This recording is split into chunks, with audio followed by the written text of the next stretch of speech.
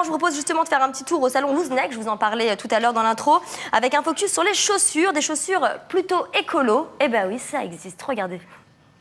Ce sera le carton de la saison. Particularité, ces chaussures sont en papier. C'est une marque américaine qui fait ça. Petit plus du produit, on peut être tendance et généreux puisque les profits sont en totalité reversés à une association. Le principe derrière ça, c'est chaque année, dans chacun des pays dans lesquels la marque est distribuée, trouver une association caritative et faire une chaussure à leur couleur. Et après, on reverse l'intégralité des profits. Les chaussures en papier, ça peut faire peur, mais ce n'est pas n'importe quel papier. Il s'agit de Tyvek, un textile souple ultra léger qui résiste à tout. En fait, c'est exactement la même matière qu'on peut trouver sur les enveloppes FedEx ou la même matière qu'on peut trouver sur certaines bâches. Donc c'est ultra résistant, on peut y aller quand on est malade, c'est forcément imperméable. Vraiment, on peut faire tomber des trompes d'eau, on peut y aller même avec un Karcher. Du papier ultra résistant, on ne demande qu'à tester. Allez, on y va. Pardon, excuse-moi.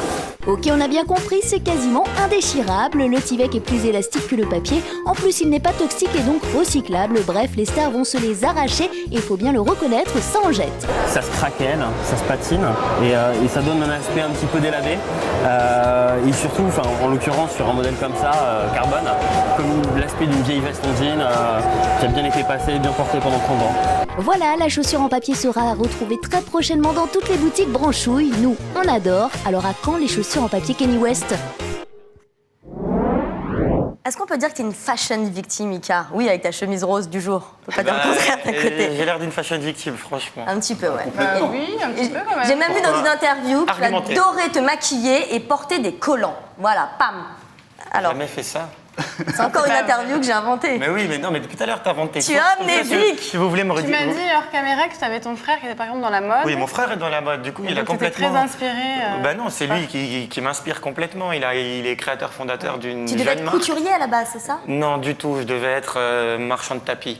Et Ça va être sympa cette interview avec on est Mika. pas loin avec ce Complètement déglingué. ouais, il a créé sa marque Simone Sauvage. Et il était au Who's Next justement. super. Et voilà, elle est passée comme ça, genre. Elle est passée, Rue des Rosiers, tout ce que tu veux. schlick, schwack. Voilà, Simone Sauvage. Allez, on va continuer de parler chaussures avec des chaussures qui vont bientôt faire fureur en France, des pantoufles thaïlandaises. Et oui, ça va être ça, la mode. C'est une histoire assez atypique, celle d'un jeune homme parti en vacances, sac à dos en Thaïlande, et qui a ramené ses pantoufles en France pour les faire customiser par des artistes. Tout un programme, on va l'écouter tout de suite.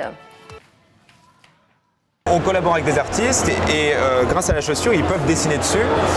Et donc c'est un peu comme une toile de peinture. Donc on leur donne une toile blanche et ils s'expriment dessus.